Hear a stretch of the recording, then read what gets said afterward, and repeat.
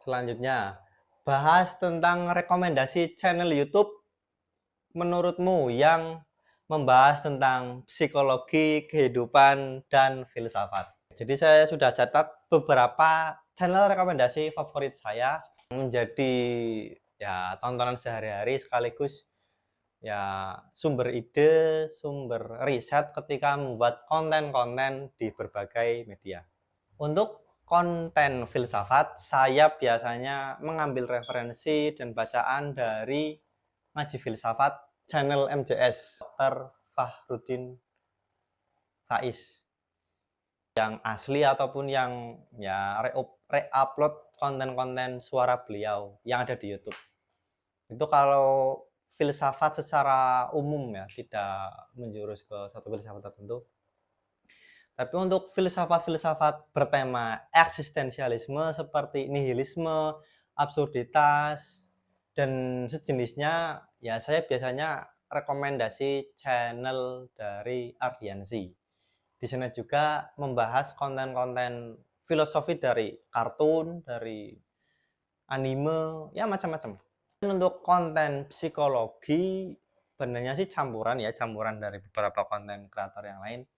Tapi saya rekomendasikan yaitu Mas Aji Santoso Putro yang membahas tentang hidup berkesadaran atau mindfulness untuk mengetahui bagaimana meregulasi emosi berhadapan dengan pikiran dan perasaan kita, yaitu Mas Aji. Kemudian kalau untuk kalau untuk psikologi yang lebih general, saya sarankan lihat channelnya Mas Hasan Askari. Kemudian untuk channel kehidupan, kalian gak hidup.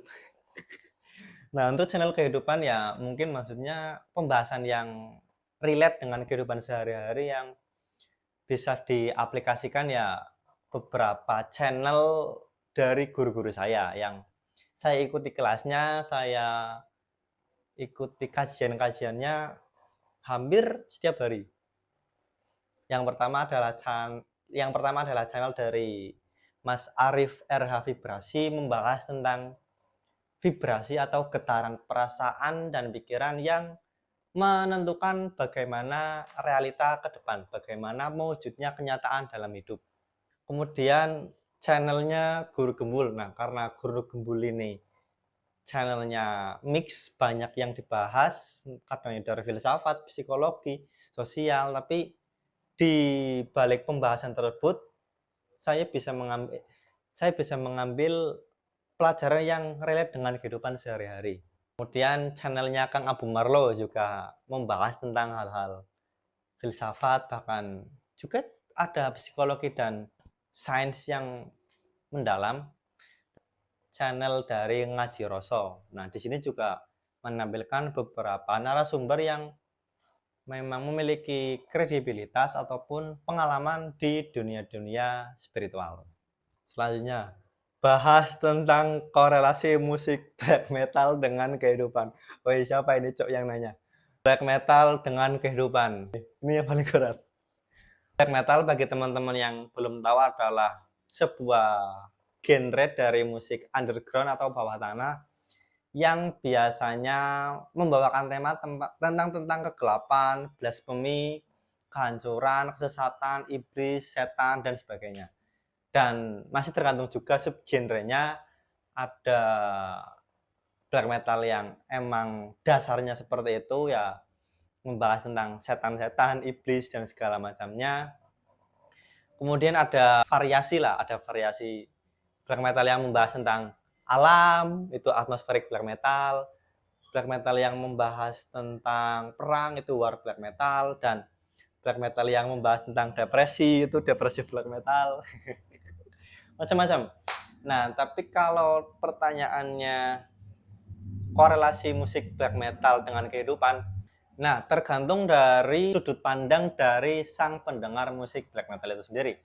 Jadi tidak bisa digeneralisir bahwa semua black metal itu maknanya gini. Jadi masing-masing pendengar memiliki makna yang tersendiri ketika mendengar sebuah musik black metal.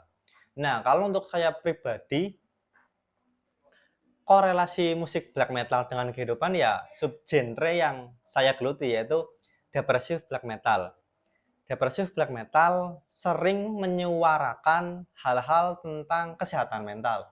Entah itu penyakit mentalnya, entah itu pandangan filosofis tentang kehidupan, tentang absurditas, nihilisme itu ada di dalam musik depressive black metal. Jadi kalau teman-teman yang ingin belajar tentang ya mental health lah, mental health terus filsafat-filsafat yang agak gelap kayak nihilisme dan absurditas dan filsafat-filsafat eksistensialisme ya itu dengarkanlah musik depressive black metal. Nah, kalau teman-teman yang suka tentang alam-alam, ingin terhubung dengan alam, ya dengerin atmospheric black metal. Kalau teman-teman ingin lebih dekat dengan setan, dengerin black metal yang umum.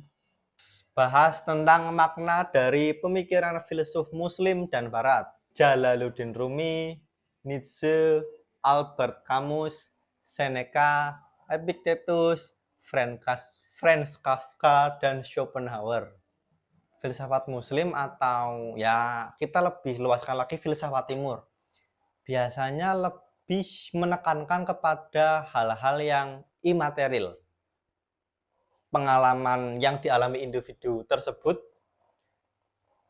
yang dikontemplasikan di dalam dirinya. Jadi kalau filsafat-filsafat barat biasanya itu menitiberatkan pada rasio, pemikiran, logika, pokoknya pakai otak lah kalau filsafat barat. Nah, tapi kalau filsafat timur ya di sini yang termasuk juga adalah filsafat muslim biasanya menggunakan pendekatan yang rohani, kejiwaan. Jadi kenapa kita menderita ya karena kita mungkin banyak dosa, banyak keterikatan, banyak kemelekatan, banyak ego-ego kita. Nah, kalau di filsafat barat, kenapa kita menderita? Nah, terus Arthur Schopenhauer bilangnya, iya karena kita punya will, punya kehendak, kita akhirnya menderita. Pakainya otak, pakainya logika dan rasio. Kalau filsafat barat itu mendikotomikan alam dan manusia. Kalau alam itu biasanya sebagai objek, nah kita manusia sebagai subjek. Di filsafat timur sebaliknya, menganggap alam adalah bagian dari diri kita atau subjek. Nah, salah satunya itu Jalaluddin Rumi yang dengan filsafat cintanya, mahabbah cinta terhadap Tuhan ya tidak ada dikotomi antara manusia dengan Tuhan. Tuhan adalah sebuah cinta, sesuatu yang kita rasakan. Nah, itu pakai feel, pakai perasaan. Itu bedanya filsafat timur dan barat. Ya, nanti kita bahas lagi full videonya di next ya.